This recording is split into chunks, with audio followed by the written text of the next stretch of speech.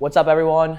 Welcome back to Buying Southcoast, and I'm here with CJ from Moss Home Solutions, one of the biggest wholesaling operations in this area. We're going to talk about how he got started, his ups and downs in business, and a lot of great gems that are going to be coming soon. I just want to start off by saying thank you so much for coming here, CJ. I know it was a 1-hour drive. I know you have a newborn, so it's pretty difficult for you to be here, but you're always supporting up-and-coming entrepreneurs, so I just want to say I appreciate that, and thank you so much. And dude, it was like 22 minutes. Was it? Oh, it wasn't that bad. I thought it was like an hour away. No, it's easy. And I'm from Westport, Okay. so I'm so familiar with these areas. Yeah. Portsmouth's not far. Oh, nice. Well, to get started, for the people who don't know who you are or what you do you mind just giving a quick intro of that? Yeah, for sure. And honestly, it was you sent me some of these questions already, which is interesting because I've been on a lot of podcasts and I've been on some like pretty big podcasts, and I rarely see these things beforehand. You know, so I was thinking about this. So like, what do? I'm a wholesaler. I opened up Moss Home Solutions with my wife Beth in 2019, and pretty much we've grown a pretty large wholesaling organization. But like, who am I? Who is CJ? That's what people kind of know me as, that, right? That's like my identity, who I've become. But I don't know, man. I feel like I just had a newborn, so I'm a new dad. I got an incredible wife who I'm deeply in love with, who's a rock star and runs the business with me, man. She's a beast. Yeah. Have you ever met Beth? Yeah. I've met her a few times, 2 or 3 times, yeah. Absolute beast. And dude, I'm just trying to figure, I think like everyone else, I'm just trying to figure this out. What's the next step? What makes me happy? All this stuff, man. So I guess that's kind of me in a nutshell. You guys, they advertised so much. The first time I met them in person, I was like hearing their like radio voice. I'm like, whoa, what's going on? I was like starstruck over here. It's wild, man. Like we just went up to breakfast. People will say, my wife's line is like, we want to buy more. That's like her line in the radio and the commercials. Dude, people just say it to us randomly when we're out and about. It's wild. So for the people that are at home listening, right? This is like a real estate type podcast. They really want to know, initially, when you first got started, how did you first get started? Like, what was like the first step that you took? Like, what's your origin story? Origin stories, I used to be a basketball player in college. So I got a job. I knew this guy really well who owned these franchises, like basketball camp franchises. And this Kuwaiti guy came over to Boston, fell in love with Boston, fell in love with sports, the Celtics, and he went to my guy Steve, who owned the company, and he was like, hey, listen, I want to bring a franchise to Kuwait, right? Kuwait in the Middle East. And Steve's like, all right, I'll sell you a franchise, and we'll hook you up with some coaches, and then you can teach these little kids how to play basketball. So I graduated in 16. Steve came to me, he's like, CJ, you want to go overseas to Kuwait to coach these kids? Like, we'll give you a car and an apartment, we'll pay all your stuff. Like, I wasn't making a ton. I think I was making like $5,000 a month, right? But it was tax-free. Gas to fill up, I had a Prius over there. It was like $2 to fill up my Prius because the oil is all right there. And they give you a gym membership. Like, it was dope being like a 23-year-old kid in Kuwait, you know? Yeah. Met my wife. The other coach over there used to play at Syracuse, this kid Brandon, who I came really close with. And he put me on a podcast. I didn't know anything about podcasts. And then I got into Bigger Pockets. Like, I only coached five hours a day. So then I'd be listening to Bigger Pockets. I'd be listening to Wholesaling Inc. I kind of went down some rabbit holes. And at first I was like, I got to start buying multis. When I go back to America, I'm going to save up some money here. When I come back to America, I want to just live. Like, I want financial freedom. That was really what I was thinking, financial freedom. Boston was super expensive. Trying to buy like a 3-family in Boston right away is pretty tough. So when I came back in 2017 with my wife, who I met over there, I was like, hey, let's just try to figure this thing out, right? Like, let's try to figure this out. And a question that you put, that was interesting. I'll bring it up now because it was an interesting question. It was like, when did you transition this from a side hustle to your main thing? And it's never been a side hustle. Like, I came back and I said, screw it, I'm gonna figure this thing out, and just started buying multifamilies. I didn't have a job. I had nothing. My savings was dropping, and we can get into all that stuff. But I just took action. That's pretty much the origin, how it started. Wow, that's crazy. So you basically went out there, started saving up your nest egg, came here day one, started grinding and looking for deals, basically? Dude, pretty much. I saved up I think I saved 54 grand, and then my great aunt passed and left me 50 grand. So I had just over 100, right? And then my teammate, I went to Tufts in Boston. My teammate is a finance guy. So he had a good job, he had good income. And I was like, dude, let's start buying these multis. Like, I'll house hack a duplex. Let's find that, and then we'll figure out how to partner on it. Like, dude, I kind of live in the figure it out area, right? I always figure it out. So like, I bought a duplex, but me and my boy, we went half on it, right? This kid Ben, and then he bought a 3-fam, house hacked it. We went in on it. I had another one of my best friends buy a duplex in Providence, and we started like buying all these house hacks, creating LLCs. Yeah. And I managed them all. I filled them up with college kids. Like before the whole wholesale thing happened, I was renting these things by the bedroom to like Johnson & Wales kids, PC kids, just like trying to figure it out. So you've always been a grinder from the beginning. But how did you first buy that house? Was it like a 3.5% down, 25% DSCR? How did you buy that first property? Good question. Well, I found like a mortgage broker, and I was like, hey, I want to use an FHA loan. And he's like, dude, you don't have a job. Like, you definitely can't use that. Right. And I'm like, I got $100,000 in the bank. I'm a reliable guy. Like, just give me a loan. I had no clue what I was doing. And he's like, no, like you have to get a cosigner. So my mom co-signed, and I could get a 5% down conventional loan if she co-signed it. And then my other buddies have jobs, so they FHA'd it, and then we eventually put those into LLCs that we all owned. Yeah, that's awesome. So you started off as basically a real estate investor, owning multifamilies, and then what happened from there? How did you start progressing into the whole wholesaling side of things and flipping? Do you own multis? Yeah. I own, I think, 4 right now. You own 4? Yeah. And when did you buy them? All in the last like 3-4 years. Yeah. Right. So you unless I mean, you probably know these things, they don't cash flow like crazy. Yeah. Right?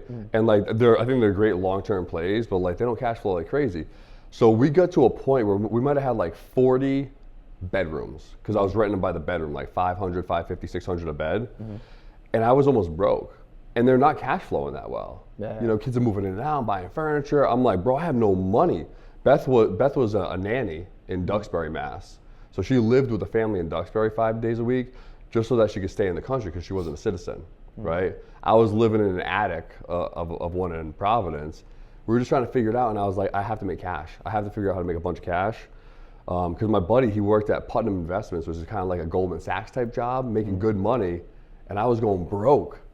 So I bought a course called Wholesaling Inc. It was like a direct mail marketing course about how to wholesale, because I've always been into like self-education, listening, reading, whatever. And 2019, I started that journey. I started wholesaling and really haven't looked back. It's interesting. A lot of people, they listen to the same things like Bigger Pockets. I've heard of Wholesaling Inc.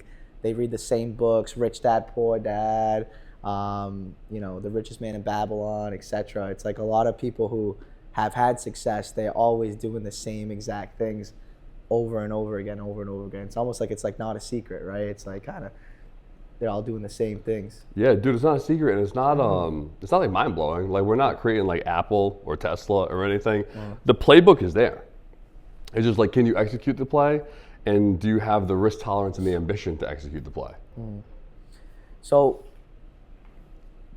now it was never a side hustle, so you kind of just jumped right into it. But now what? You learn how to do it. You're cold calling from your house. Like, walk me through it from step 1 to now. Like, so just starting that direct mail course, it was really simple. Like, this guy Cody, who became my mentor, his name's Cody Hoffheim. He started this course with this dude Tom Kroll, and it was simple. It was like, okay, this is what wholesaling is.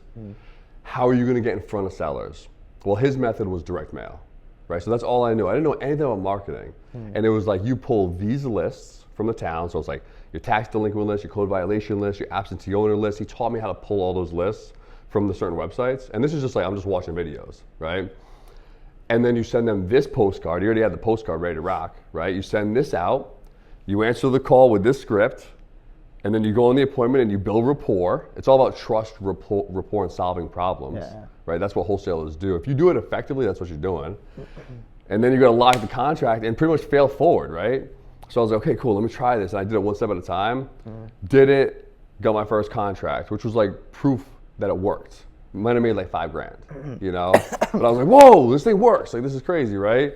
Started doing it some more. How many months in from your, or weeks, how long were you actually till you got your first deal? Dude, I think it took me like 5 months. Wow, so you're just grinding out for 5 months. I think it took me 5 months, and I pretty much went broke. Like I had no more in my checking account. That's dedication. That's crazy. Most people would have given up at that point. 99% easy. Yeah. Easy. Wow, that's crazy. But I knew it worked because other people were doing it, and I was like, I just got to prove this thing. And then once I got it, it starts to like snowball a little bit, right?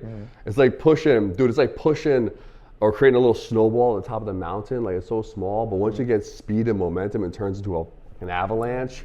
It's like whoa, like just deals are falling on you. So first deal took 5 months. Then from there, what happened? Basically, you just kind of kept grinding the phones and.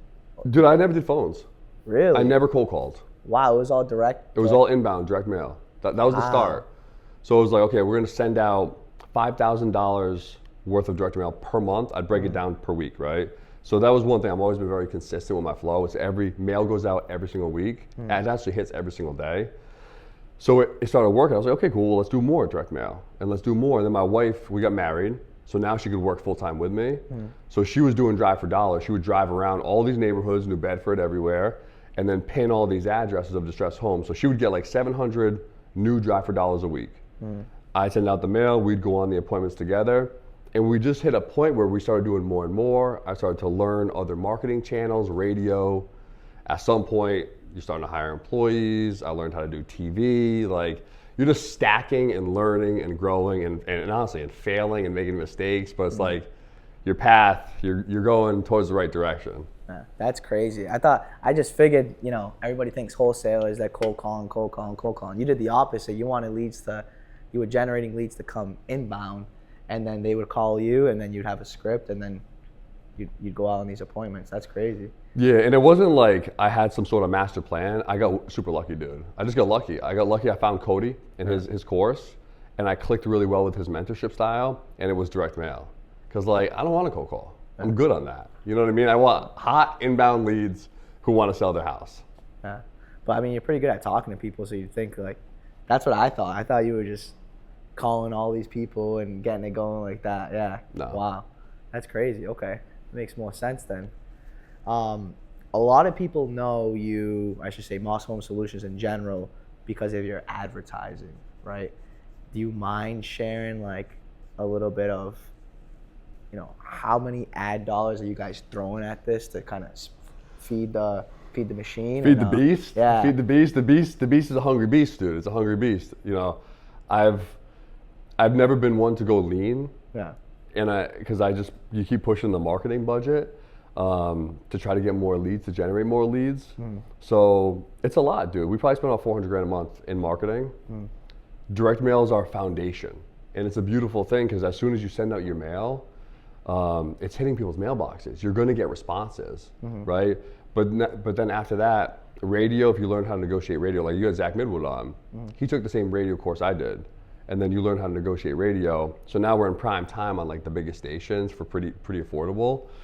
Same thing with TV. I took a TV course. Like these are all wholesaling courses that people put out there. I just took them, learned them.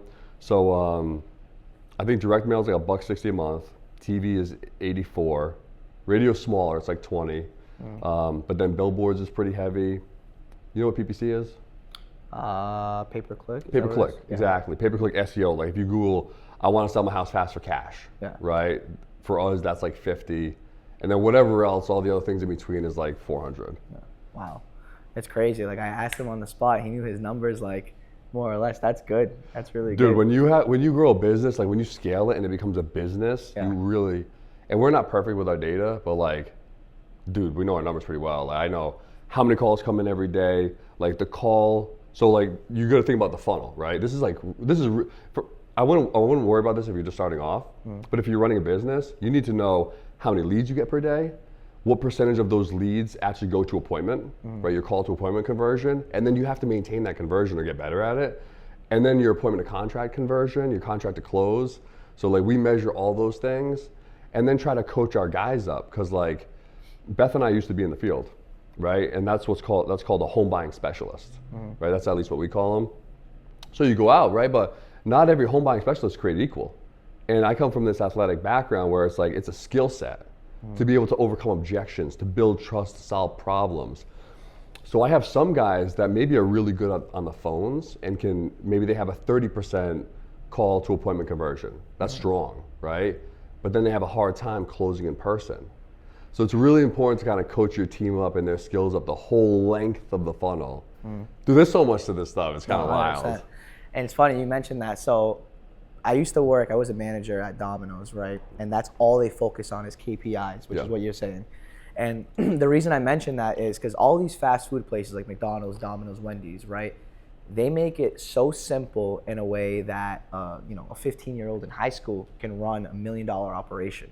And that's what you essentially are talking about is scaling, is learning, the KPIs, the processes and procedures, and essentially creating a book or something similar and handing it to someone and saying, hey, this is step A through Z, and this is what I'm expecting of you, basically. 100%. Now, don't get me wrong, dude, we're not McDonald's and Domino's. Like, we're figuring this out every day, really. It's hard. Yeah. Because our business, it's people intensive.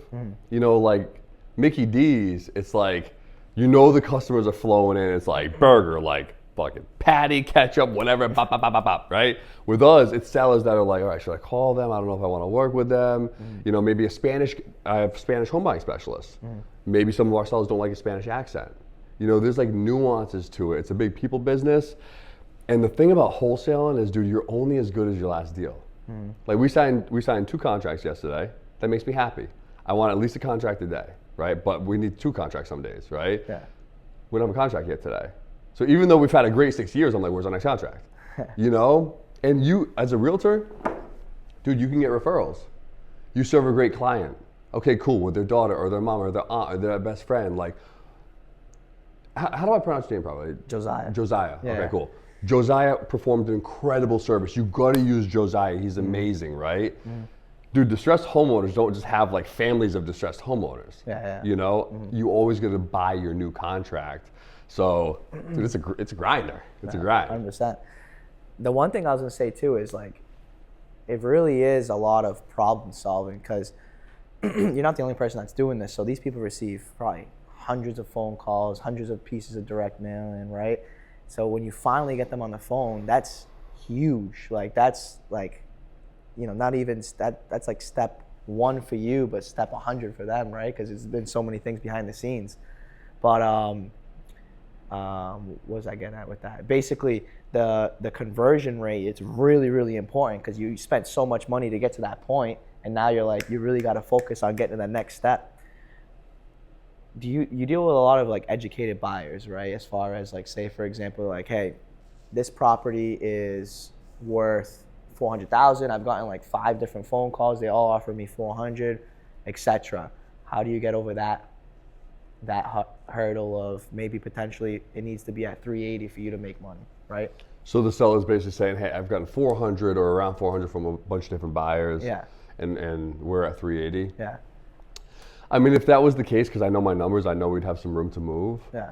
But the thing is, like, not all buyers are created equal, right? Like, I know the service that we can perform, and if my home buying specialists do what they're supposed to do on the appointment, then the homeowner can feel that and trust that, right? So for example, we literally just had this yesterday, where my director of sales was talking to me, and he was like, it might have been one of my guys, Justin, who went out, and he was like 20 grand lower or 15 grand lower. And the seller was like, dude, I like you. I want to work with you. I trust you. I see Moss Home Solutions, but these guys are higher. Like, what can you do for me? And we're totally transparent with the process. Like, they know that we wholesale the contract, right? So Justin will be like, okay, well, let's do this. Let's lock it up at the price that we've agreed on, 15K lower than what you have with these other buyers. Let us run our process, and we will give you any money over X amount assignment fee, right? So if we do our job the way we do it, you should make higher than those other offers, right? It's just trying to figure out, like, how can you solve their problem better than everyone else? That's interesting. I know I sent you a few questions, but I want to go back to what you were talking about before as far as like scaling. So I noticed with you, because I watched some of your interviews and stuff like that, it seems like you're building a team, but you're driving this car. It's the vehicle is Moss Home Solution, right? How do you get yourself out of the driver's seat and into the passenger seat or in the back seat? How do you go from essentially being the driver and building this team where you have the confidence and the trust, and now you can kind of back away a little bit and give your team that confidence and let them do their thing. Because right now, obviously, you're not making these phone calls. You're not doing, essentially, you're here right now today. Right. So tell me this: so of my wholesale business, what would you say the driver's seat looks like? I would say sales. I would say hammering those phone calls. Like, who's the person right there in the front? Who's the person that's in charge of, making sure that all those KPIs are met? That's what I would say. The back end side, making sure there's money in the account, right? Making sure that you guys aren't over leveraging. Yeah. Well, what I would say is I think I hire people that are way better than I am at their job and have way more experience in that role than I did. So like, that's what I have right now. I have a team of incredible people that are all better at their individual roles than I was at that role. So like my TC team, we have a head of transactions, a really like senior TC, and then a remote TC who's a rock star out of Colorado. And the three of them, they've been in the industry for like 20 years. One of my TC like basically built out the Redfin TC department. Another one has been a broker and like all these different roles. And dude, they crush contracts. Like they know systems so well, they keep the deals alive. My director of sales, this guy Josh, he was the director of sales for the various jobs in the wireless industry, where he ran like hundreds of stores, right? So talk about KPIs. He knew what every store had to perform. Like he's like he's like an army general when it comes to my sales team's KPIs. And then he brought in a lot of his sales guys from the wireless industry. He brought in this kid, Justin. He's 35, he's not a kid. Dude, he's a way better closer than me. So what do? I try to attract people that are all like down for the cause. I pay them really well. I create an incredible culture. I just try to empower them and let them do their job and just try to keep them on track. I just get better people than me, I guess. So you're basically hiring A players and that's how you're getting it going. But back in the beginning when you were getting started, were you starting off with Bs? Did you have to kind of work your way up to that scenario? Yeah, dude, I made so many mistakes. I hired so many wrong people. It's so hard, dude. Like you can't read books and learn how to hire people. You're gonna fail through it. You're gonna fail through it. Like if you're gonna hire a huge company and you actually want a good company, because like, dude, the great companies of the world, they only have A players. Only have A players. A players want to be paid well. They want to see like professional growth, right? They want all these things and they deserve all those things. Dude, I was hiring people that didn't know how to do their jobs. And like, I don't know why I was so crazy. Dude, I've hired people for like marketing roles because I was like, all right, this guy gets it. Like, he's a great guy. He might not have any marketing experience, but like, it's pretty simple to learn and like, he could figure it out, right? And it'd be an absolute nightmare. And I'd be like, okay, I gotta fire this guy now. Ruin a friendship. Like, I've done that so many times, but that's how you learn to hire good people. Yeah, 100%. A little bit about myself. I used to own a few car dealerships. That's why I kind of understand, where you're coming from on some of these things. So going back to the beginning stages of you first developing your business, okay? So you started off with all these people, you were teaching them, you were really there, hands-on, and now you've been fortunate enough to step away because you have all these A players, right? How often are you kind of coming back and checking up on and making sure that they're actually doing their job? Is it like a weekly meeting, monthly meeting, daily, or you kind of just let them do their thing and results speak for themselves essentially? No, definitely don't let them do their thing. I'm in the trenches. Like I'm only 33 and I'm trying to take this thing really, really far. So like, dude, I'm there. I'm in the office Monday through Friday. Every single morning, my director of sales will send like a pretty detailed KPI report to me and our VP of Ops. So I want to know how many leads are coming in, from what states are they coming in from, like how many appointments do we set, how many contracts do we sign, all that stuff. Dude, I'm in all the meetings. We have a leadership meeting once a week. Bro, I'm as deep as that deep can get in this thing. You know what I mean? I'm in here right now. Yeah. I'm not taking the calls, but I'm part of the squad for sure. Yeah, 100%. Make it look so easy, man. I don't know if I make it look easy, dude. Business is hard, but it's fun and it's exciting. What's some of like the biggest mistakes you made starting off that kind of shaped how you are now or how the company is, was formed today? Hiring the wrong people. And it's not like I don't make that mistake anymore. I still make that mistake. Sometimes it's a crapshoot, dude. Like you have three interviews with someone, they have great references, they have a good resume, they don't work out, you know? But hiring people, for sure, buying bad properties. Like, dude, I bought some dogs, you know, because I'm a deal junkie. And I've had to like kind of try to tame myself a little bit and be more disciplined. I bought some dogs that are still with me today. You know, I've been paying like $2,000 a month on this property in Carver for like 3 years, bro, with no income at all. Wow. It's just heinous, dude. Yeah. I got like 2 of those, but hopefully I'll sell them soon, and that's that. I'd say another one is, dude, I went through this period where I started buying all these multifamilies, right? So anything 4 units or less, we wholesale. Anything 5 units or more, we keep an eye to our rental portfolio, right? So I started buying these doors because I wanted doors from the beginning. If you go back to the beginning, I wanted doors, right? And I was just buying them 5, 6, 7, blah, blah, blah, blah, blah. And I get to a point where I might have bought like 100 doors in a year, right? But I really didn't have the construction infrastructure to handle it. And dude, these were hard money loans that I was gonna ultimately refi. Yeah. Dude, so I found myself having to pay like, I don't know, 40, 50 grand a month in interest, plus like maybe 60 grand a week in construction. And dude, when you do that over and over and over again, that becomes pretty stressful. You know what I mean? So I'd say getting over my skis and multis, buying some crappy deals, hiring the wrong people. Dude, I've probably made more mistakes than most, but it just kind of speeds up your education. Yeah, you had that ramp up period. Those multis now, what did you do? What did you end up doing? The DSCR loan, you cashed out, refied them basically, or are you still going through it right now? No, thank Christ. You know, we're through it. You know, I refied them with either like commercial banks, small like a Centerville or a Bank RI, Bank 5, whatever, or Renovo does these DSCR loans. You know, do you work with Renovo? Yeah. They do it from start to finish basically. They'll fund it and then right away they'll give you the DSCR at the end. Yeah. Exactly, but we're kind of in this period now where I'm selling off all the ones that are like the lowest performers, you know, kind of getting rid of all of those and just kind of cleaning books. Yeah, I just did the same thing recently. Now I'm a little bit more liquid, so I'm on the opposite side. I'm looking to buy more basically. And that ramp up period when you went from having like say whatever, the 20, 30 doors to 100, how'd you get over that? Did you end up just hiring a property manager or what'd you end up doing? I managed them to a certain point. We hired, me and my buddy, the basketball player, we hired this kid full time to manage the properties, you know, which was probably a mistake because I'm running my wholesale business. My buddy's working 9 to 5. We didn't manage him very well. Yeah. So the projects got a little funky. Ultimately, once we refied, we used a property management company out of Providence. Yeah.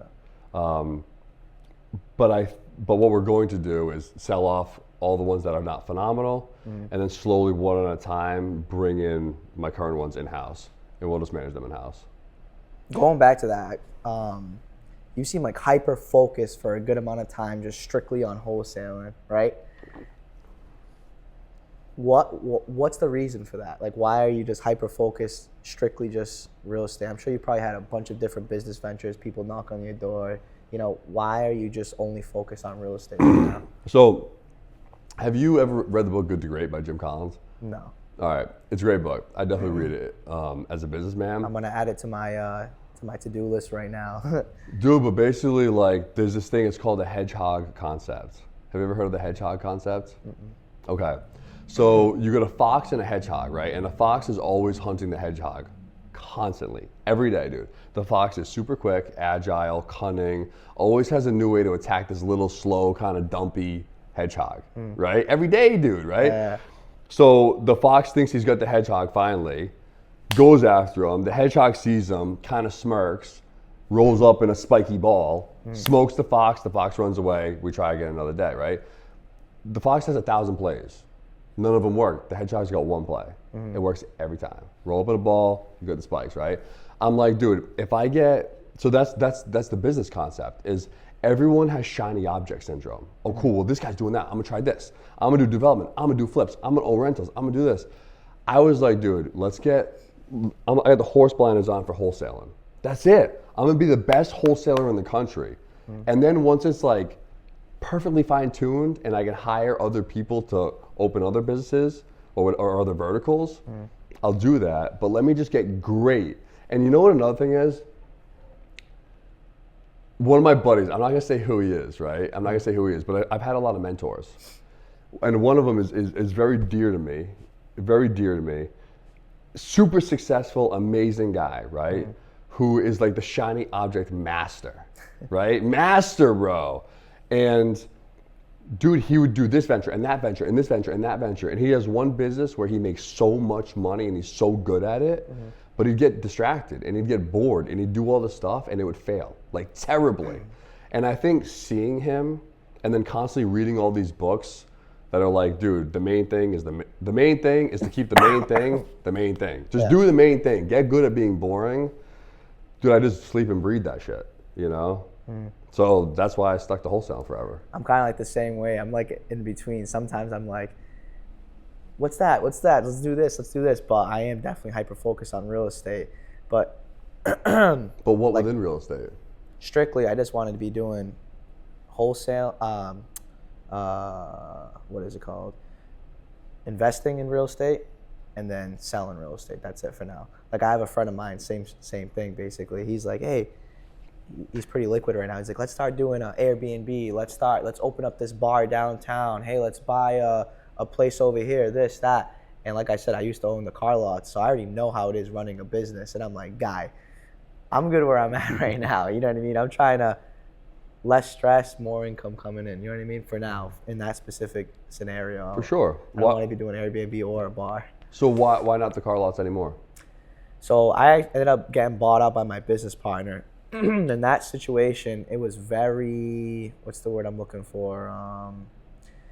I was selling pre-owned vehicles. It was very, very in and out, in and out, in and out. It was constant chasing for these sales. It's kind of like the same thing here, but it was minimal return. So say, for example, I had the highest sales in this industry, in this area, and I'm a young guy. I focus on social media, marketing. A lot of people, specifically in this area, are a little bit, I want to call it dinosaurs, right? They're stuck in their ways of doing business. Like the owners, your competition? Correct. So they're writing things down on pieces of paper. They're not really advertising on social media or websites. So I came in and I was absolutely dominating this industry in this area, to the point where I would go and talk to other people in other dealerships, and I would go and I'd be buying their cars. I'd be looking at their titles, and hasn't sold in 2 years. They bought the car 2 years ago, 3 years ago. Throw it on my lot. I have it sold in a week. Why? Right?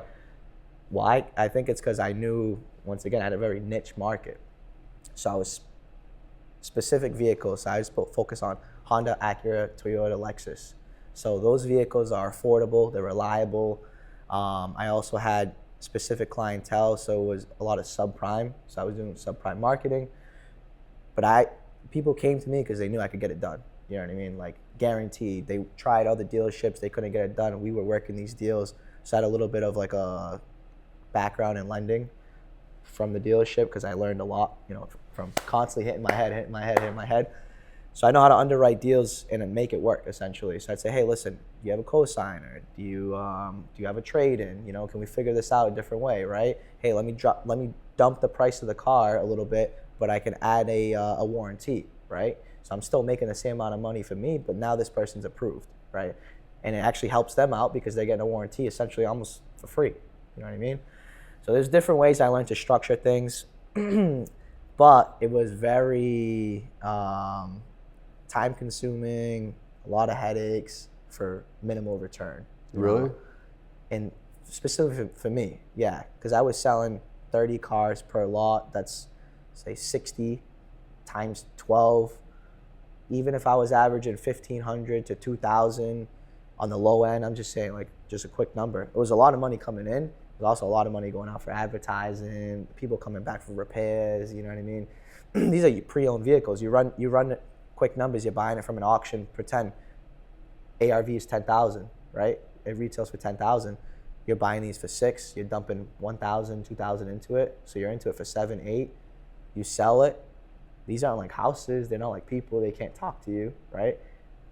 Something happens within 30, 60, 90 days. I got to warranty that vehicle. And it's all about reputation too.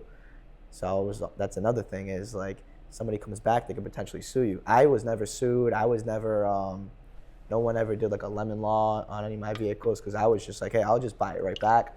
Let me fix it. Let me figure it out with you. I had a really good reputation. I had like hundreds of 5-star reviews. But once again, it's like you're on the weekend, right? And there's people, I would give out my personal number to everybody and say, hey, if there's any issues or problem, give me a call. So I didn't really create that boundary. Yeah. So constantly phone calls coming in, this, that. I had a guy at 3 a.m. called me. Okay, I woke up because he called me so many times because it was on Do Not Disturb. I went through my Do Not Disturb. I'm thinking it's an emergency, like a family emergency or something. I look up, I'm like, what's going on? So I just like with one eye open, I read the text messages quick. The guy's complaining that his car is dead and that we put the wrong battery in. I sold him the car like over 6 months ago. And then it's getting towed and this and that. That was my wake up moment. I said, wait a second, nah, I'm done. You know, at that moment. So I looked, I'm like, there's no way this guy's complaining to me about a $100 battery. So he ended up apologizing to me like 2-3 days later because he was like, hey, my bad, it wasn't even the battery, I left the light on. I'm like, guy, you have no sense of, no common sense. Why would you call someone at 3 a.m. to complain about something like that, you know? Yeah, it does sound like a business that I want to be in. Yeah, it was like I said, it was a lot of things like that. I had another situation. This one was insane. So I'm going to one of my locations. It's like New Year's Day, New Year's Eve, Christmas Day. It was like a holiday. We're closed, okay? I had glass windows, so you could see, people walking by, they could see in. Mm-hmm. I went in that day I had to do like catch up on some documents, some bookkeeping or something. It was just paperwork I had to do, right? So I had to catch up. So I went in. Every other business is closed. So it's like a holiday. My phone dies. I don't have a charger. So I hear like a bing, bing, bing, bing. It's ringing.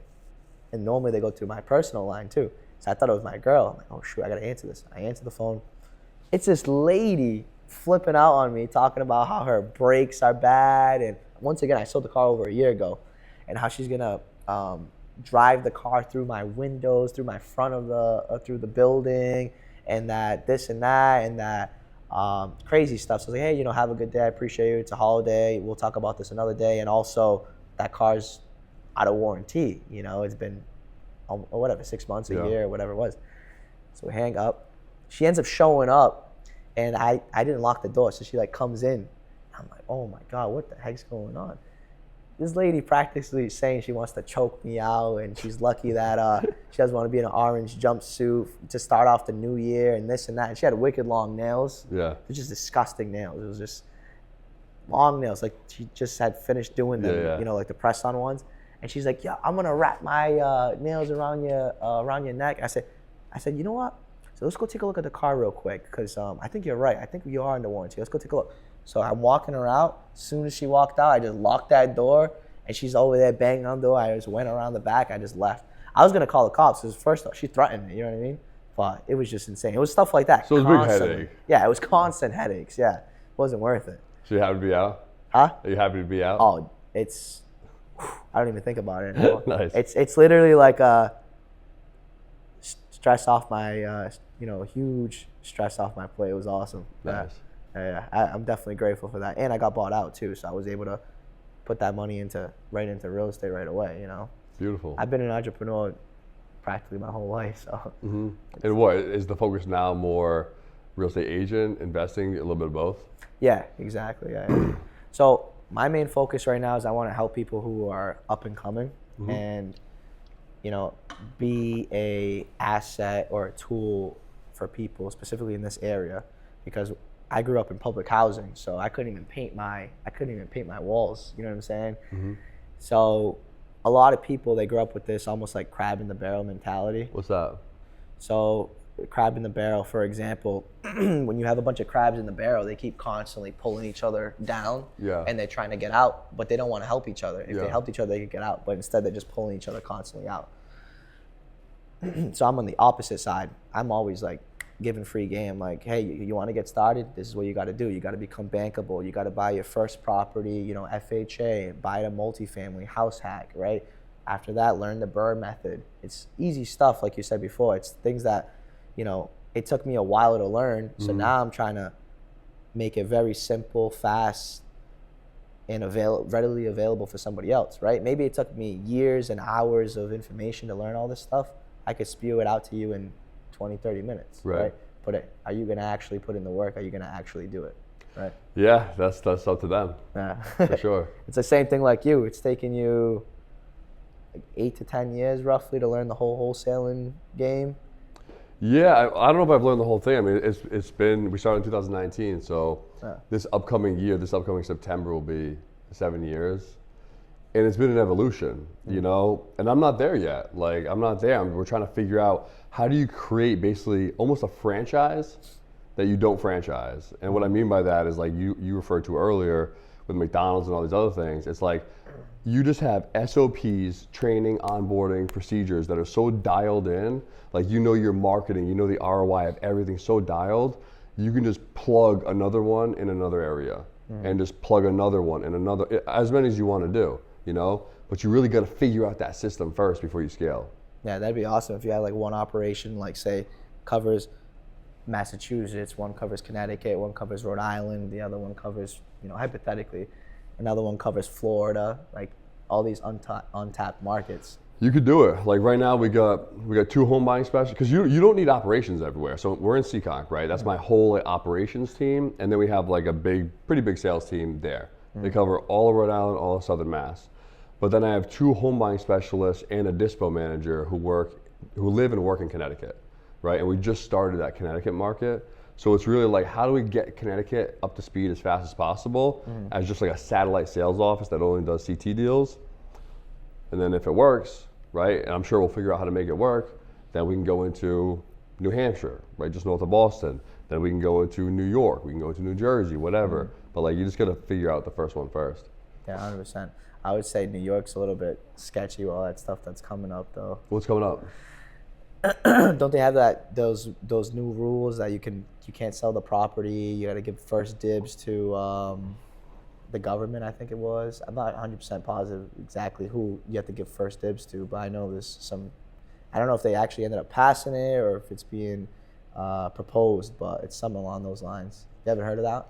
No, honestly, I'm really not in like the news or anything at all. What I feel is that like any legislature or changes that come through will be beneficial for the best people, right? Like, people will say, okay, well, what happens when you can't wholesale anymore, right? Like, what happens if like you literally can't assign, because that's what it is, it's an assignment of contract. What happens when you can't assign contracts? I'm like, okay, well, all the bad wholesales will be gone, right? And we'll just buy all the properties and then sell them. Like, there's always a way to figure it out, you know? There's always a way if you're just a problem solver. Yeah, 100%.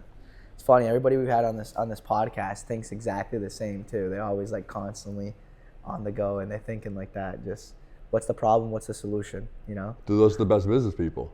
That's all we do all day, every day is solve problems. That's literally all you do as a business person. So you can't get discouraged when you get punched in the face with problems every day, because that's what you're signing up for. One question I was gonna ask you, going back to what you were saying too, is some companies, some wholesalers, you think they do maximum 20 deals a year, right? What separates them from you? Because you guys average what, like 360 deals or something like that, or? Yeah, last year we did 314. This year we're trying to do over 600. Yeah. So what differentiates you from them as far as like, you know, building that stage? Dude, I don't know if consciously I can answer that question. You know what I mean? Like, honestly, it's probably related to like some subconscious like trauma that happened to me when I was a young kid. I think that's probably what a lot of us business owners are like. You know, we probably experienced some sort of trauma. And I'm not saying it has to be like extreme, you know, where we felt like we weren't good enough, and then we had to, and you probably can't remember it, right? And then we have to prove to ourselves and to other people that we are. So we become ultra ambitious, right? And like, that's what I am. I'm ultra ambitious. And I've always been that way, whether it's in sports or whether it's in business now. I'm like, okay, we did 300 last year. How are we gonna do 600 this year? How are we doing 1,200 next year? How are we gonna scale? How are we doing more, right? Yeah. Whereas, and I think there's lots of other layers. I have a very high risk tolerance. I'm really good at bringing great people together. Like I'm an insatiable learner, you know, all these different things. People who can't do 20 deals a year, I'm like, what are we talking about, bro? Like, you know what I mean? Like, I don't know. Why is there a Kobe Bryant and then someone who can't make the NBA? Yeah, 100%. I was like, that reminds me of Grant Cardone. He's always like, how can we 10x this? How can we 10x this? How can we 10x this? So that's the same thing. I did my goals from, it wasn't even the end of the year. It was like 2 months before the year ended. And I was already thinking about next year, right? And I'm thinking to myself, I said, what did I do up to this point? Okay, what's my new goals? I looked at it. It was like nearly six times was my number basically when I did out the math. It's like, oh my God, that's crazy. And I'm on, so knock on wood, right now it started off great because I got the wholesale from you. I got 2 more deals in my pipeline already under agreement. So I'm chasing those deals right now, and I'm hitting those goals essentially. Yeah. I don't think, the thing is, I don't think it'll ever be satiated. Like, what's your goal this year? Give me just a couple, like, tangible that I can understand. 300 GCI in sales. What's GCI? Gross commission income. So just in real estate, that I could share publicly, and like 6 flips. And I have a few other ones too, but. So let's 12 podcasts is one goal, so one a month essentially. Right. So 6 flips. So next year, I'm sure you'll accomplish that, and then next year you'll want to do 12 to 20 or maybe 50, I don't know. Yeah. And then the year after that you'll want to do more. And like I think that's what people like us are like. Mm-hmm. But at some point the question becomes, why are you doing it? Mm-hmm. Why are you doing it? That's the question. At first I thought it was for money, but I don't think I'm not really. I think I was money driven at first, but now I just like the thrill. You know what I mean? Like it's like how much more can I push myself? I think that's for me at least. You think that's what it is for you? 100%. Yeah. I'm very like constantly on go mode. I was getting a haircut. I've been using the same barber for like 4 years, right? Probably longer than that. And the guy goes, he's like, man, you're always on your phone. You're always on go mode. Because as I'm getting a haircut, I'm answering, texting, whatever, right? I'm trying to be productive. And he told me that. And I just thought to myself, I'm like, that is true. It's like I can never really almost shut off. I'm always constantly like going. I think I just like I like that feeling, for me. And how do you feel if you're not doing that stuff? I go on vacation. I hate it. Why? I don't know. I just can't sit still. I'm like, I got to go back. Why? I don't know. I guess I just like what I'm doing. I'm like, I got to go back. I feel like I'm like not being productive. You feel like you're not being productive? Yeah. So when you feel like when you are being productive, you feel good? Yeah, 100%. Right? Yeah. Dude, I guarantee you suffer from the same thing that all these business guys suffer from. I swear to God, dude. So I joined this mastermind called Collective Genius. Have you heard of Collective Genius? No. Top wholesale companies in the country, right? There's different tiers. And I'm talking about like, people think about wholesalers locally, right? They're slinging a couple deals, whatever, right? These are like 20, 40, 50 employee organizations. They happen to wholesale, but they're legitimate businesses, right? So we meet 4 times a year. You share what's working, what's not working and stuff. And I meet this guy, Brad Chandler, who runs a huge wholesale company in Virginia. And I didn't meet him first. He was like, yo, are you guys the Rhode Islanders? Right? I was like, oh, what's up? Like, yeah, I'm, CJ and Beth was there. I was like, dude, I grew up in Woonsocket, or like my family's from Woonsocket. We start talking. Yeah. And it turns out that he's this like, he runs the wholesale company, but he also does this like therapy stuff, right? And he hit me at a good point, because honestly, it was 2 years ago. Dude, I just wasn't that happy where I was, And dude, I have more than enough money, and all these things on paper look great, right? Just built a brand new house, all this stuff. And he's like, dude, CJ, let's meet, right? So I hired him, we did 10 sessions together, right? And he was like, dude, you're exactly like me.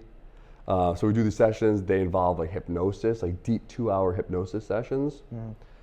And what comes about is that, it's when you were a little kid, the hypnosis brings you back to the memories that I forgot I had, right? And you feel like you weren't enough in a very short period of time. Could be a kid bullied you, could be someone said that like, you're not good enough to be picked for the sports team. It could be something that minor, right? So then you develop this way to cope with it of like, no, I'm gonna prove that I'm enough, right? So like when you're in the barber shop and you're like, I gotta take calls and I gotta text and I gotta do all this shit while I'm getting my hair cut, deep down inside it's probably to be like, dude, because if I don't do this shit, like this is gonna be bad. You know what I'm saying? So then you get addicted to the thrill and the deal chase and all this other stuff. And through working through him with that stuff, dude, it's helped me so much. I'm so much chiller now. You never, dude, I don't go on social media, bro. I barely respond to text messages. Unless it's interesting, like when you texted me, I was like, this is interesting, I'm gonna respond to it. I don't pick up calls, I don't even answer emails really. Dude, I'm just locked into being an owner and no more of the like, go. It's kind of crazy, dude. It's kind of crazy. Really? Oh yeah. So when did that happen? 2 years ago? Happened 2 years ago. Then he coached me, and then And that's when you started leaning off of social media, text messages, phone calls, or you've always been like that? Beth's always ran the social media. I don't want the noise, dude. It's so much noise. And people think they're being productive. Dude, sit in a room by yourself with no sound, no noise, no nothing, and just think. It probably is very uncomfortable for a lot of people because they have to have distractions, right? Go sit in a line in Dunkin' Donuts in a 10-person line and don't look at your phone. People are very distracted, dude. They're uncomfortable. They can't sit in their own thoughts. So I've tried to get better at those things and just be an intentional leader in my company. You know what I mean? You see somebody like just in the corner looking at their emails or looking at their calculator. It's like, what's going on? You know what I mean? They're just trying to fill in space. Yeah. So I don't know, dude. I think going deep inside has helped me a lot. One thing I do now, I kind of force myself to talk to the person in front and the person behind me in line. I heard that in like a video or something, but it's helped me out a lot. Really? Yeah, it's like a weird thing. It's almost like an icebreaker. So it makes me, I'm an extroverted person. So, but it helps me even more, right? Because I'm just talking to the person in the front, talking to the person in the back. Maybe I'm making their day, or I'm making my day, right? It's just awesome. Absolutely. It's like a weird thing I do now. I always try and make it a point to talk to, well, you're waiting in line versus be on your phone or whatever it is, For sure. Yeah. What do you think the audience, whoever's actually going to consume this content, what do you think they're most interested in wholesaling? I would say how to get started, right? I'm assuming because a lot of people, they have little to no money, right? And they want to just get started from the ground up, zero, right? Maybe they're young or they've tried it and once again, a lot of people would not do 5 months of just grinding to get that first deal and then, only make $5,000, right? But I think that would be the main person that's viewing this right now would be a young up-and-coming entrepreneur. They want to get started. They don't have much money to get started with. Maybe they've seen some videos. Maybe they've seen some things, but they have no clue, step one. Or maybe they don't have access to, like I said, like those to pay for those content, those podcasts or whatever you were talking about earlier. Yeah, I would say that. Just how to get started? How to get started, how to continue to grow your business after you've gotten started. So scaling it basically, which it seems like you have a really good grasp on it, which I think we've covered a few times. And then, I don't know, I think that'd be. About what is wholesaling? People, if you're not in the real estate world, you don't know what a wholesaler is. That's a really good question. You don't know. I only know because I had my license for a little while, but if I didn't, I wouldn't know what a wholesaler is. Yeah. So what is a wholesaler, right? This is the most simple way that I found to explain this, because it's actually like, even though we all understand it, it's a concept that people have a hard time wrapping their head around in real estate. So this is what it is. If you're going to go to an event, what event are you going to go to? Any event, you got to buy a ticket for the thing. Where are you going to go? To, the main source, basically. No. Tell me the event type. The event type. You going to a Celtics game? You go to a Pats game? You go to a concert? What are you going to? Say Pats game. You going to a Pats game? Yeah. Well, how much are you paying for a Pats ticket? I don't know. I'd say $100. $100. Depends. Yeah. So $100, right? You don't know who Kyle is, but I do, right? And Kyle has season tickets to the Pats game, right? And he's like, hey, CJ, listen, man, I got season tickets, dude. I can't go to the game today, right? And I was like, okay, cool. Can I buy them from you for $50? You're like, absolutely. I was going to make $0, right? Okay, cool. I agree for $50. And then I go to you and I say, hey, you want to go to the Pats game? I'll give you these tickets for $100. Absolutely, I love the paths, right? He's willing to sell it for 50, you're willing to buy it for 100, you guys don't know each other. I facilitate the transaction, I find the deal, I sell it to you, everyone's happy, you go to the game, you make 50 bucks, I make the difference, 50 bucks. I do that with houses, right? So what I do is I find a seller who's willing to sell it for 100 grand, a flipper who's willing to buy it for 150 grand, but you have no idea how to find it, how to find the deal, and that seller doesn't know how to find you. But I have the connection, right? So then I buy it for 100, or I don't buy it, I lock it in for 100, I sell it to you for 150, I make the 50 in between, right? So what you're doing is instead of flipping the property, you're just flipping the contract from the seller to the end buyer, never actually closing on the deal or buying the deal, making the difference. And why it's a beautiful business is because if you can actually perform the business successfully and treat your seller well and your buyer well, dude, you can do almost unlimited amount of transactions. It's not like dude, if I was like, hey, you gotta flip 314 homes this year. Yeah. How are you gonna do that? That'd be a lot. Dude, 314 homes, you gotta figure out the financing, the labor, the materials, like, dude, it'd be wild, right? But I can flip 314 contracts for the same profit as a flipped, you know? That's why I think my business is so scalable. So hopefully that explains it a little bit. Yeah, 100%. I like it. Let me just look this over quick to make sure I didn't. Was there any specific questions that you read that you want to bring up? And it's funny you said that though. You know, the reason I send them to people is because some people get a little bit weirded out with asking certain questions. I want to always make them feel comfortable or be better prepared for when they come. You know. Dude, I'm an open book. I'll really tell anything. I mean, I think the questions you sent were great. So, at your level today, what makes a deal actually worth doing? So, if you're underwriting a deal, what makes it make sense? It's a hard question, and I thought about that question because, dude, this is the way that process works, right? So let's talk about our process. A seller calls in, right? As soon as that seller calls in, it hits every single one of my home buying specialist phones at the same time, right? So it's speed to lead. It's who's going to pick up the phone the fastest, right? So one of them grabs it, and what you have to do is you have to build rapport and trust, take in a little bit of property info, not too much, a little bit, set the appointment ASAP, same day, ideally, right? Then you go out and you lock up the contract. And we do that with an equation. It's a very simple equation. What's the ARV times 0.75, right? So if it's a 400K ARV times 0.75 is 300, minus the repairs, let's say the repairs are 50, 250, we want to lock it in around 250, okay? We know that's our sweet spot by doing this so much. Then we send it out to our buyers at that price, at 250. Right? Always 75% of ARV minus repairs. Now you could argue with us, your ARV is high or low, rehab's high, low. We just try our best to get it in the ballpark, right? Yeah. Dude, we don't know what we're making till the offers come in.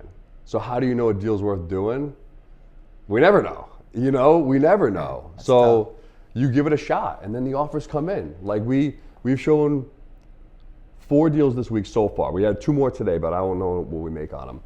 On Tuesday, dude, we had 2 kind of duds. We had 11 grand and 10 grand. Like, dude, it costs us 13 grand to get a contract.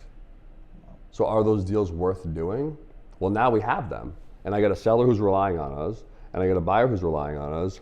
So then you have to think about the other piece of the value pie. We're gonna get a review from the seller and a review from the buyer. Okay, cool, 2 5-star reviews.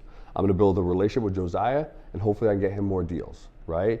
Maybe, who knows, maybe the seller knows someone else who's got a property. Like, my home buying specialist is gonna get paid. My dispo rep's gonna get paid. So will I do a 10 grand deal? Hell yeah. You know, I'm not looking for them. No. You know, I'm not looking for these things. But then, you know, you have a 70 grand deal or 100 grand deal. And ideally, you wanna be for us to be profitable, you wanna be in that 45K per deal sweet spot. And people might think that's crazy for a wholesaler, but dude, we have so much overhead. You know what I'm saying? Yeah. Like we're not making crazy margins. We probably make, I think last year we made 21, 22% profit margin. You know, so I guess does that explain it? Yeah, no, 100%. Going back to the same thing, it's like that dealership theory. That was one of the first things I was dealing with. Sometimes I was just taking on all these deals. Like I said, I had really high sales volume. But then I'd be thinking about it, I'm like, I just did this deal for like $500 profit. If it comes back for one issue, I'm already in the red, right? So that's why I mentioned that question.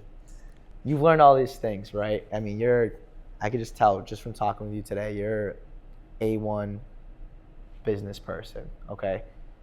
All of these lessons and things that you've learned, is it, number one, something that you could put like on a piece of paper and teach it to somebody? Mm-hmm. And number two, is that something that you could potentially replicate and put into another business? I know you said you have, the blinders on, you only want to focus on wholesaling right now. I'm just saying, in the future, does CJ ever want to open up a Papa John's or something like that? Or is there something else that you really want to do and you feel like you could really implement everything that you've learned today from your wholesaling business? I could definitely put this in a playbook, but dude, it's not the playbook, it's the person who's gonna get it done. It's by far, bro, it's the person like that runs with the play, So, and you have to go through all your lumps and stuff, and like, I'm lucky I have great people around me. I have like amazing, dude, my wife is the best salesperson ever, dude. I'm so lucky. And my mom, dude, I'm so lucky again. Like so Coastal Medical was this massive medical company in Rhode Island. She was the chief operating officer of that company for like 20 years. Grew it, they sold it to Lifespan. She retired, and dude, now she's the fractional COO with us. She spends like 30 to 40 hours a week in my business, Wow. So like having someone of that caliber in my business is crazy. So a lot of it is luck and my own passion. And then could I run any other business? I think I'm not ignorant enough to say yes to that. I have a lot of business skills, and I think that I would probably be successful in a lot of businesses because I understand the playbook. I understand how to hire people and SOPs and like providing the customer with an incredible experience, or at least like I'm working hard to achieve that every day. But like, dude, it'd have to be in a basic wheelhouse because I'm not an engineer. It couldn't be a specialty probably. But I'm not opening up any fucking Papa John's in the near future. There's one thing, I don't know the exact concept. It might be called like full circle selling or something similar. But basically, once again, going back to the dealership situation, because it's the easiest to explain. I was always thinking, right, I'm already selling these cars. What else can I get business from, right? So say, for example, I'm selling the cars. Now I'm going to start servicing them. Oh, also, I'm already detailing my own cars. Can I detail my customers' cars, right? And this is all things that are in my industry that are easy to add on, right? I noticed you guys opened up the title company, right? So it's similar. You're already doing it. You're already having, whatever title issues. You're already solving those problems, right? So that's something that, going back to what you were saying, it wouldn't be Papa John's. It'd be something similar. I'm assuming it'd be something similar to what you're already doing today. Dude, 100%. So like that's where you got to be careful with like shiny object, and it's called vertical integration. Okay. Right? Like with the title company, we're doing 300 closings a year, and I'm looking at an attorney. No offense to attorneys out there. There are some that are amazing. A lot of them are very poor communicators and they're very slow. So you work so hard to get a deal, you lock it up, and then it goes into this attorney abyss where they're like, if you're not an attorney, I'm not talking to you, right? So I'm like, okay, I'm done with that. We're going to start our own title company to service our deals better and to make a profit on them. So instead of me trying to start a title company, because I don't know what I'm doing with a title company, I brought in this woman, Sarah Nessett, who ran a title company for 7 years. And I said, hey, listen, why don't you come in? You run this thing. I will support you in every single way possible, and I'll help build out the back end with leadership and KPIs and employees. You get the work done, right? So we started a title company, and now we're closing our first deals. We find these deals, we close these deals, right? Like Turner's too late. We didn't start it yet. We didn't have it like legal yet. Yeah. But we just disposed 2 deals yesterday. We locked them in. They're using our title company. And I started a company just myself. It's called Iron Bridge Lending or Iron Bridge Capital. It's only my personal capital. So when my team wants to buy deals, they'll come to me. We always give our team first right of refusal. So on 38 Turner, what did you buy it for? 280. 280. If anyone on my team says, CJ, I'll match 280, they get the deal. Yeah. Right? The Dartmouth one, Caroline just bought. Caroline got it. I wanted that one so bad, but I just couldn't see myself paying that price. I had one down the street that I was going through nightmares. It was a huge situation. Like, there was a lot of stuff that was going on. Yeah. And I just thought to myself, I'm like, maybe I was stupid thinking to myself, I'm like, this is gonna be the same exact thing. You know what I mean? Again, but it seems like she's having a lot of success. Chase Road. Yeah. Right. So Carolyn came to me. Hey CJ, can you give me a loan on Chase Road? Yeah. Dude, I love Carolyn. She's amazing. Yeah. No problem. 100%. So now I'm lending to my team. It's like. That's awesome. So if I can find the deal, close the deal, fund the deal, that's the vertical stack I'm trying to build right now. Yeah. Because they're all part of my own business. It's like I don't have a wholesaling company, and now I'm going to go try to start a fucking car lot. You know what I mean? Yeah, 100%. Like you got to do stuff that like really similar. Yeah. Exactly. Yeah.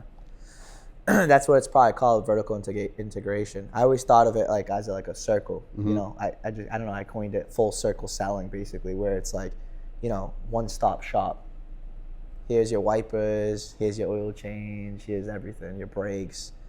You know, car wash, detail, etc.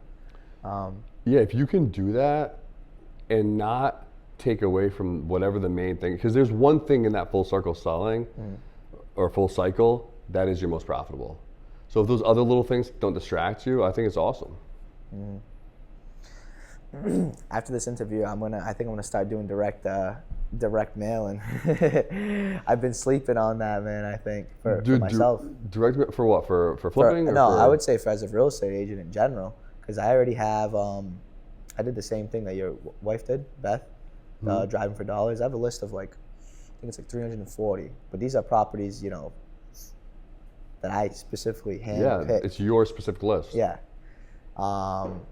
That I think I could send out to, you know. So this will be good. Can I give you some advice? Go ahead. And other people can hear this as well. Do with direct mail, you just have to be so consistent, and you have to commit to it. Not just send it once, send it multiple times. How much? I said send it multiple times. Multiple, bro. You have to commit. Like I would literally commit to hitting that list every 3 weeks for the whole year. Do not let yourself stop. Really? And what will happen, I bet you, dude, you don't want to list those homes because the reason direct mail works for me is because I make 45 grand a deal.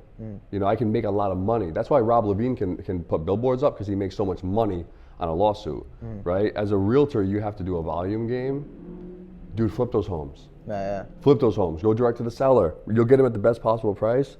Dude, I guarantee if you do that for a year, you'll flip a bunch of those things. That's true. And you'll make the most profit you've ever made as a flipper. Yeah, that's true. I was gonna say that's pretty consistent. Every 3 weeks. That's what we do. We do the hottest list every 3 weeks. Yeah. Every 3 weeks we send out 100,000 postcards a week, 20K drop Monday, Tuesday, Wednesday, Thursday, Friday. Wow. Every week for the whole year. What's funny is talking about that. I'm at a listing appointment, right? This guy has very high equity. It's like a not new construction, but it was built within the last 15, 20 years, right? Raised ranch, beautiful house. Got in front of this guy just out of luck and coincidence, because I had cold called him on another property that he had no interest in selling. He said, "Oh, pass by, come here. I live in this property, and you know we can have a conversation." So I'm at this guy's dinner table, right? He's older, and the house is beautiful, but he lives in, you know, he lives in like one room essentially. It's like 5 or 6 rooms. The rest of the house is like brand spanking new. It's like untouched. And I'm in this guy's dining room table, and I look, and he has a bunch of mail on his dining room table. You know who it was from? It probably should be mine. Yeah, it was like 4 or 5 pieces of mail from Moss Home Solutions. There was one other wholesaler. It was like one little yellow one, and it was yours, a bunch of like the red ones. It was like 4 or 5. At that time, I was like, that's pretty funny. You guys do it in Spanish in the front and English in the back? Is that what it is, or no? Or just English? No, I don't know if we were split testing, like trying different postcards. Yeah. Like if you pull the list and maybe they have a Spanish last name. Okay. Because we have some Spanish HBSs. He was Spanish. Yeah. Yeah, maybe that was it. No, because I know in front was Spanish and the back was English. But I thought that was pretty funny. I'm like, this is hilarious. I'm like, what's going on here? And I just thought it was coincidence that I'm there in front of that guy's face, you know? Yeah. That's something that's awesome too. It's like when you go from a cold call to being in front of that person's face is a good feeling, you know? I can imagine. The last thing I was gonna say is, where do you see like the local market heading, and what's some things that people are essentially sleeping on, like right now? What are they sleeping on? What do you mean by sleeping on? So like, someone asked me that question, I would say downtown New Bedford. I think it's up and coming. They're doing a lot of brand new construction over here. You got to have some good money to play with to start investing down here, but it will be definitely worth it. Look at the building we're standing in right now. Very unique situation, how they've divided it up and rented out different portions of it. So I think downtown New Bedford has a lot of very unique buildings that you could bring these creative ideas that a lot of people are overlooking. They're only seeing it as, you know, hey, what's the highest and best use? That's it. Oh, this deal doesn't make sense. Move on to the next. I would say, dude, I don't know. To like, where's the market going? Yeah. I have no clue. And I feel like anyone who thinks they have a clue has no clue, even more than I don't. You know what I'm saying? Because like, dude, who the fuck knows? Like, COVID could happen tomorrow. You know what I mean? Like, we don't have a crystal ball here. And what are people sleeping on? Dude, people are sleeping on just getting extremely good at one thing, I think. Like, people are always looking for the get rich quick or what's the new thing or like, you know, no offense, go invest in downtown New Bedford. It's gonna be popping. I'm like, dude, if you want to be a realtor, go be the best fucking realtor you can ever be. Go learn who are the best realtors in the area. Probably Ron Oliveira, Kyle Seabeth out of Rhode Island, whoever the other ones are. Go speak to them, learn from them. What do they do? Do exactly that, and then do it more and do better of that. If you're the best, if you want to be a flipper, go learn from a flipper. Do the basics, the fundamentals. Like, if you're an athlete, it's the basics and the fundamentals first. Not all these trick shots and all this other garbage, right? It's like, that's why, dude, I feel like I don't even have any competition. And I'm not like this stud master businessman. Dude, I'm just really good at just execution every day of the simple, boring things that no one else wants to do. Yeah. There's a saying, I think I'm gonna mess it up, but basically it says something along the lines of, I think you had mentioned it. It was I don't know if it was you or Kyle in one of the interviews, but it's basically like when you do the average thing over and over, it's just the extraordinary. It's just doing the ordinary extra, which is exactly what you just said. Yeah, and honestly, like it's hard to do that. You have to be very disciplined because it's exciting to do all this new stuff and try all these new things. You know, especially when you're like a young person. You know, like that's what I said, like we're focusing on young entrepreneurs up and coming. There's a lot of distractions, a lot of noise, like you were saying earlier, and it's difficult to stay in that one path for 4, 5, 6 years when pretend, you know, 20-year-old, 5 years is a quarter of their life right there. You know? So, but yeah, that was pretty much it. Do you have any specific things you want to go over or we want to wrap it up? No, I got nothing. I think I hope this has been good for you guys. Yeah, I definitely learned a lot. And I hope the viewer at home is going to be learning a lot. I don't know if you want to do a quick name drop Moss Homes or how they get in contact with you or anything like that, or? Yeah, you know, I mean, go to Moss Home Solutions. Our IG page, our Instagram page is definitely the place to go. If you're looking for deals, Moss Home Deals has its own Instagram page that's run by Gian and Carolyn. They're our dispo agents. Dude, they're just, we're lucky to have people like that. Have you met both of them? Yeah. The first time I ever walked the property was with Gian. And I had gotten there because I think it was like a social media advertisement. And I'm like, hey, I need access to this property. Yeah. He had wrote back and texted me or something like that. He's like, yeah, here's all the information. I'll see you there, whatever. So he was servicing this area for a while. Now it's Caroline, and then I think it's Tony, right? So Tony filled in for G. Tony's our Connecticut guy. Oh, okay. He just filled in for G on the Dartmouth one recently. Yeah. What ended up happening with that one, dude? Dude, it was a banger. Yeah? It was a banger. Yeah? Yeah, I think, what did we get for it? I don't know, something high. It was a good deal this week. Yeah. We'll talk about that off camera. I put in an offer on that one. I didn't even get a response. What'd you offer on it? I lowballed it, What'd you offer on it? It was wicked low. I don't even remember. I think like 280 or something crazy, just to see where I would fall. You know, I wanted just to see what the number was. You know what I mean? This was on the deal that we showed on Thursday. The red one, right? I'm not sure. I think it was a red one in Dartmouth. Yeah. That might not have been that low, dude. I think the offer we accepted was 300 or something like that. No way. Maybe. I'm not. I'll ask. Because I sent it in. The guy. It was because what it was is my partner was looking for a personal property basically, and he was like, He's like, man, let me know. So I threw in the 280 just to see where we stand. But normally I get a call back or something, you know. But I think it was probably off because G took the week off. Tony's filled in and Tony's new. Yeah. He's learning the process a little bit. Yeah. I'll text you the final number. Dude, I think it might have been like 300 or 303 No, or don't something. tell me that. I'm gonna cry. That's crazy. That's a snag. And wow. You know what's That's interesting? a great deal. Dude, we always ask for highest and best. But investors never submit their highest and best. 100%. Ever. I know. Ever. Yeah. So it's like we played. Do you know the game that we play? Yeah, 100%. What's the game we play? If I had to guess, you throw it out there at the contract price that you have it at, or close. Pretty close, yeah. Right? Everybody lowballs. So then you go back and you say, hey, this is the best offer I have, probably the contract price so far, or 10 or 20 over, whatever it is. You know, how close can you get to that? And then you just go down the list, A, B, C, D. I'm assuming. I don't know. Yeah, pretty much. It's like we'll send it out at the contract price. Generally, if it's a solid deal, there'll be a bunch of offers significantly over that. Yeah. You know, not $100,000 over, maybe like, you know, whatever it is. And then Carolyn G will start calling down the list. Yeah. You know, hey Josiah, dude, I got a guy at 290. You offer 280. You know what's funny though? I know for sure if Caroline sees this, I know for sure on that Turner Street, I feel like I was already the highest. I feel like I was competing with myself because I forgot with the contract price was like 260. You guys had it under agreement for, and I offered 270 because I wanted it. And then she goes, "Hey, can you do 281? I have a 280." I'm like, "Yeah, I'll do 281." Contract came back at 280. So like I am assuming I was the highest at 280. You know what I mean? Who knows, dude? It's always tricky because if sometimes that'll happen. Yeah. Sometimes we'll have a ton of buyers. I'm still happy with, like I said, as long as everybody's happy in the transaction, it creates a win-win situation. I don't think my boy out there is going to be happy about that Dartmouth one though, because I'll have to actually get the final number to tell you, but yeah, because I had offered 280 because he was like, "Man, I'll go higher," and I was like, "All right, what do you want to do?" He's like, "Just throw it at 280, see where we stand." I said, "Okay." So I was waiting. I was gonna call Caroline too because I hadn't heard back, but I figured it was like a weird weekend or whatever, you know.